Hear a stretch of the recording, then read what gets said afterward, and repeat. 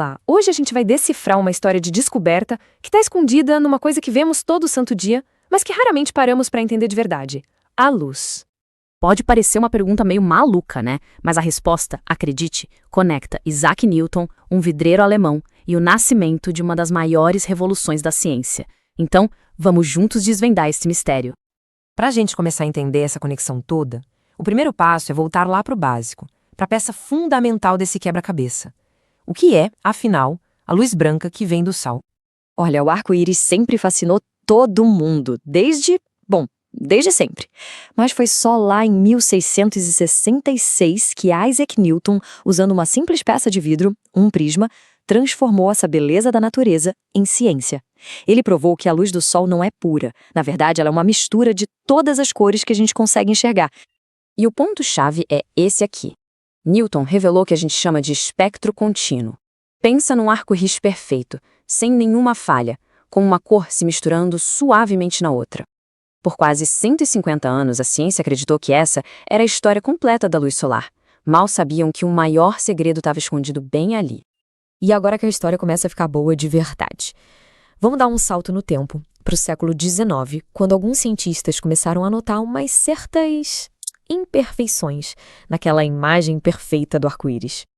Em 1802, um cientista chamado Wollaston foi o primeiro a perceber algo estranho. Umas linhas escuras, fininhas, cortando o espectro do Sol. Mas quem realmente mergulhou de cabeça nesse mistério foi o físico alemão Joseph von Fraunhofer. Ele usou uma ferramenta muito mais precisa que um prisma, a grade de difração, e conseguiu ver essas linhas com uma clareza que ninguém nunca tinha visto antes. E o que ele encontrou foi inacreditável. Não eram só algumas linhas. Fraunhofer catalogou meticulosamente 574 delas. Cada uma era um corte preciso no espectro de cores do Sol. De repente, o arco-íris não era mais contínuo. Ele estava cheio de falhas, de lacunas. Isso mudou o jogo completamente. A luz do Sol não era só luz, era informação. Era uma mensagem complexa, um código, viajando milhões de quilômetros até chegar aqui. A grande pergunta, claro, era o que essa mensagem significava. A chave para decifrar esse código não viria da astronomia, mas sim da química. Num laboratório na Alemanha, a pedra de Rosetta para traduzir essa nova linguagem estava prestes a ser descoberta. Aí entram em cena Robert Bunsen, sim, o mesmo do famoso bico de Bunsen, e o físico Gustav Kirchhoff. A ideia deles foi genial. Vamos queimar vários elementos químicos e analisar a luz que eles emitem. E o que eles viram foi o grande ahá da história. Cada elemento, quando aquecido, não brilhava num arco-íris completo. Pelo contrário, ele emitia um conjunto único de linhas coloridas, brilhantes. E aqui está o momento da virada. Eles pegaram o padrão das linhas escuras do Sol e compararam com as linhas brilhantes que eles geraram no laboratório, por exemplo, com o sódio. E a correspondência era perfeita. As linhas batiam exatamente. O código estava decifrado. As linhas escuras eram as sombras de elementos na atmosfera do Sol que estavam absorvendo exatamente as mesmas cores de luz.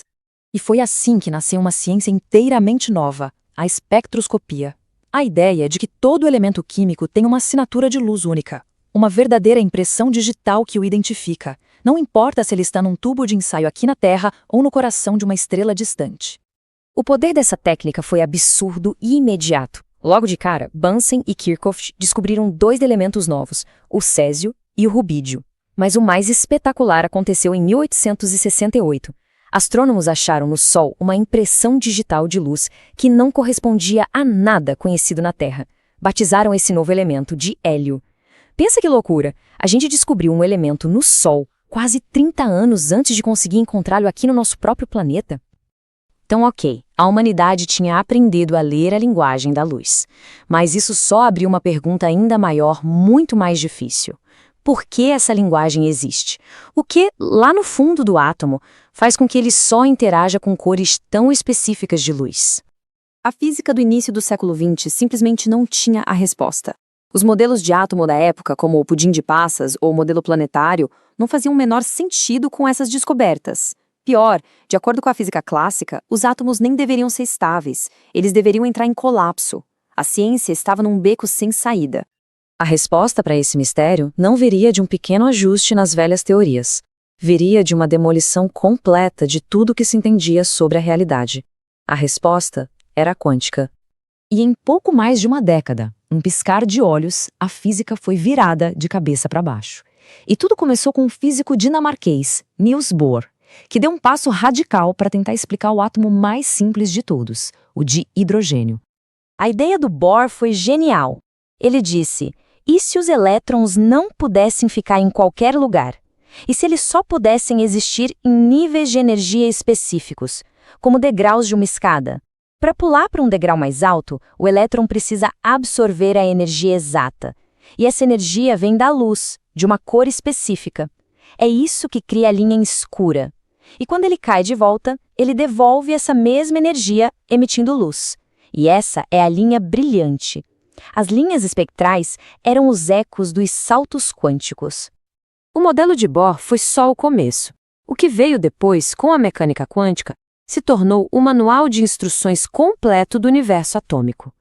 Com ela, não só era possível explicar as linhas, mas também prever o espectro de qualquer átomo com uma precisão absurda. A pedra de Roseta final tinha sido encontrada. Isso tudo nos leva a uma das parcerias mais poderosas da ciência moderna. A espectroscopia é a nossa ferramenta, nosso olho superpoderoso para observar o universo. E a mecânica quântica é a teoria, é o cérebro que nos permite entender o que estamos vendo. Uma simplesmente não funciona sem a outra. E que jornada, hein? Começou com a curiosidade sobre as cores de um arco-íris e nos levou diretamente aos fundamentos mais bizarros e profundos da realidade. A gente aprendeu que cada raio de luz que chega de uma estrela é, na verdade, uma carta detalhada, contando tudo sobre de onde ela veio. E isso nos deixa com uma última provocação. Se um segredo tão profundo estava escondido à vista de todos, em algo tão comum como um arco-íris, que outros segredos incríveis o universo ainda guarda, só esperando que a gente aprenda a olhar do jeito certo? A busca, com certeza, continua. Obrigado por embarcar nessa com a gente.